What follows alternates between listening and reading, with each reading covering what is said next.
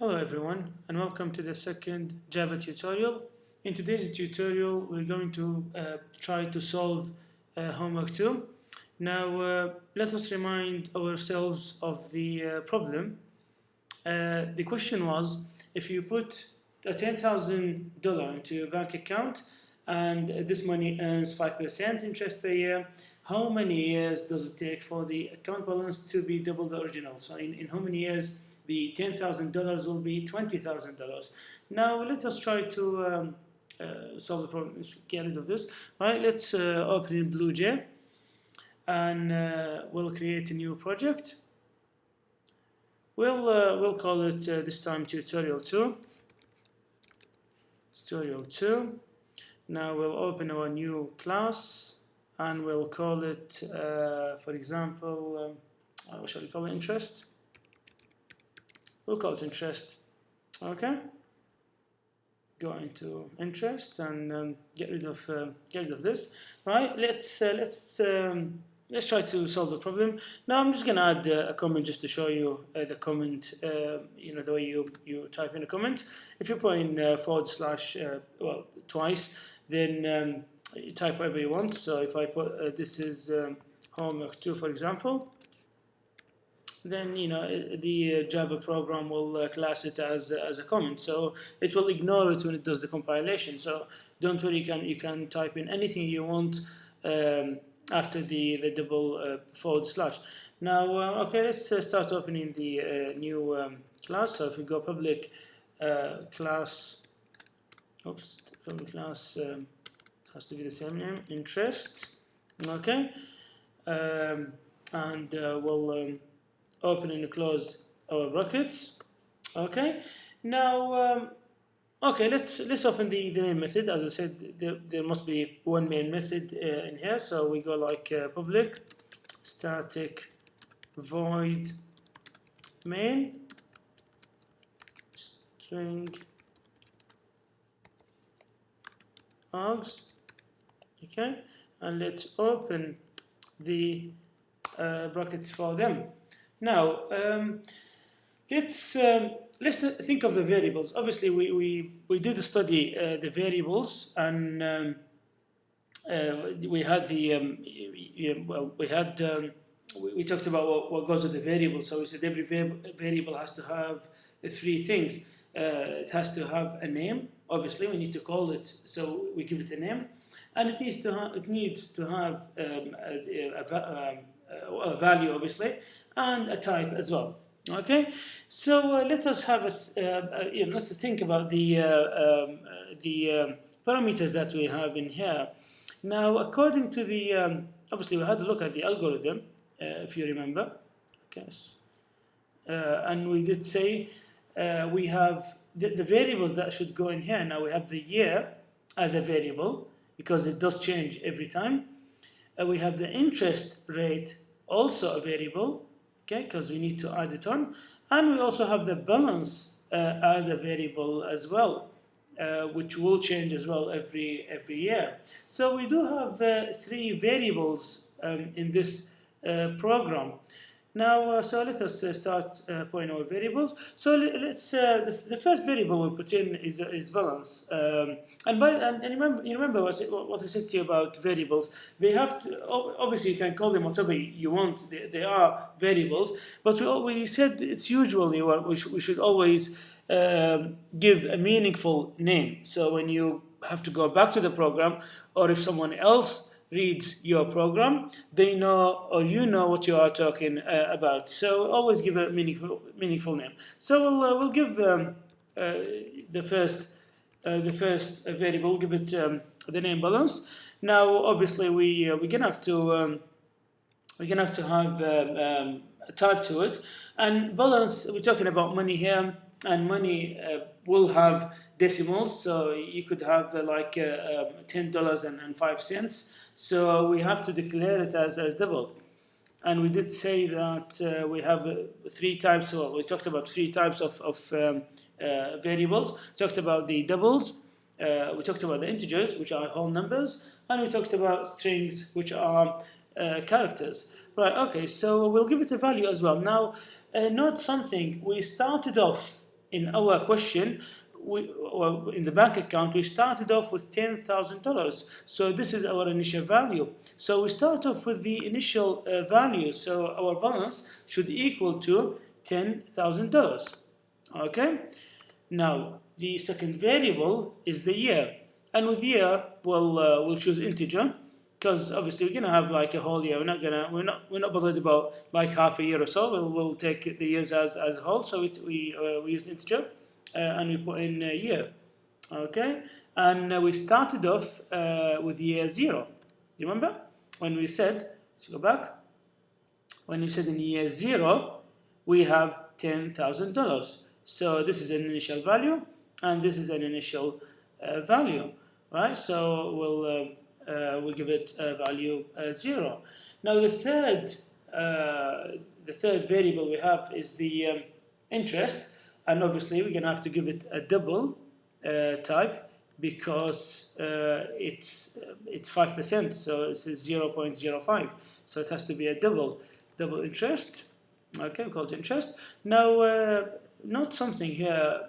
If you remember what I told you about this in the lectures, that you could either give a value straight away, or you could just declare it for now and give a value later. It works in either case, but you should always, obviously, do not finish your program and you have variables that you have not given a value, because what's the point then? You might well just don't put them and increase your program. So any variable you do put in your program, make sure you actually use it and it has a use. Otherwise, there's no point.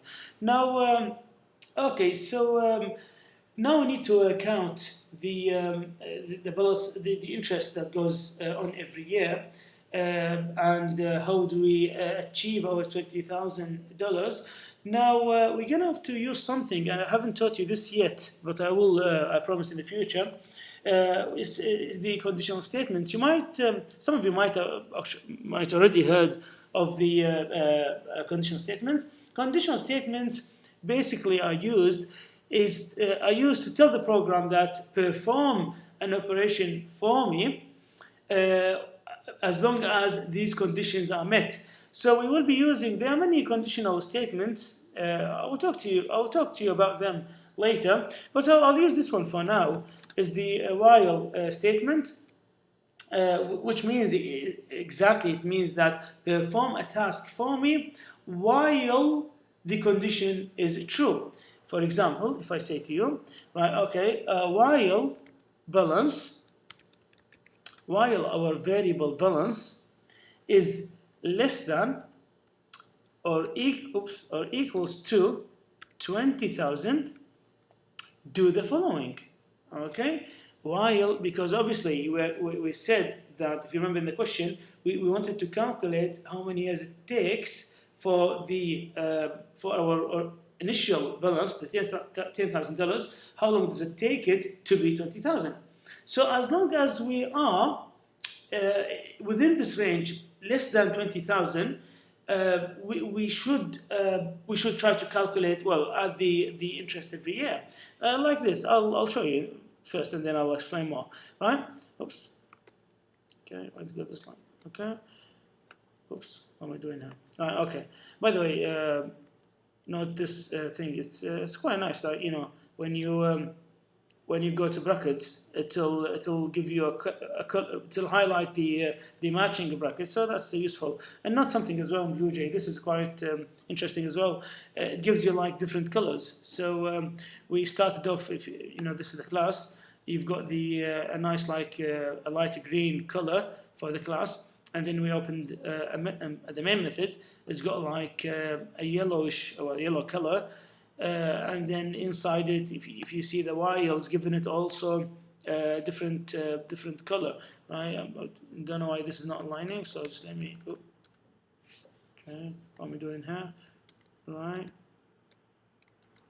Okay, let's close it. Oops. Oh, it's not working for some reason anyway. Right. Anyway, okay. So I'm trying to align this bracket with this one. It's not a disaster, but anyway. Right, let's continue. Right. Okay. So now we have to put our mathematical equation. We did say from here, if you remember.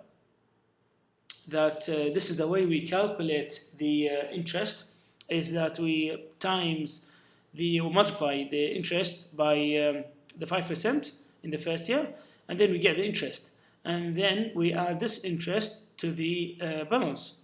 Okay, and then in the next year we times the new balance, multiply the new balance with the interest rate, and we get the interest rate here, and then the interest here, and then we add it to the previous balance, and so on until we reach the 20,000. So we'll do the same way. We put the equation, and the equation will go like this: interest. Okay. Now we'll calculate, because here we're trying to calculate the interest. Interest equals balance times, okay, is the star that is the star symbol that indicates a multiplication. So star 0.05, and we end the equation. So this interest equals balance. So if you note something here, say here we declared the interest, and here I'm using the interest. Okay, this is called the global variable, which I will also explain to you hopefully in this week beginning 6th of October. I will talk to you about local and global variables. This is the global variable, which can be seen from this method here, the while method. Now I've given it, I've declared it, gave it a type, and here I'm giving it a value in a form of equation. So whatever comes out as a result of this mathematical equation will go as a value to the interest. Okay. Now, so we got the interest. So we need to calculate the new balance now. So the balance, exactly what we're doing here. So first we calculated the interest, and now we need to calculate the balance. Okay. So we go balance equals balance, which is the previous one, balance plus the interest. Okay, that we got from this equation here. So the result of the result from this equation will go in here, and it will add it to the previous. Now, do you remember what I said to you about the equal sign does not necessarily, in the programming, does not necessarily means equalization. So it doesn't mean it doesn't necessarily mean that this equals this. It's rather means assignment. So you're assigning this value to the variable. Okay, because now you see it's like here mathematically it doesn't make sense. You say balance equals balance, which is the same value, or supposedly the same value, plus interest. So it doesn't make sense, as if you're saying 5 equals 5 plus 1, okay, which it doesn't, right? So the equal sign in programming means, or in Java in particular, means assignment. So you're assigning this value to this one, okay, right? So let's continue now. And after we calculated the interest, and after we got our new balance, now we need to increment the year.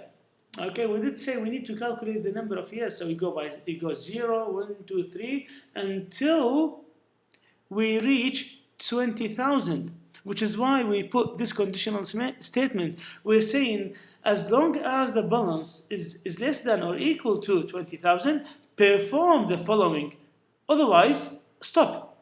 Okay, so we go now year plus, which means that plus, which means that increment the year, or I want year plus.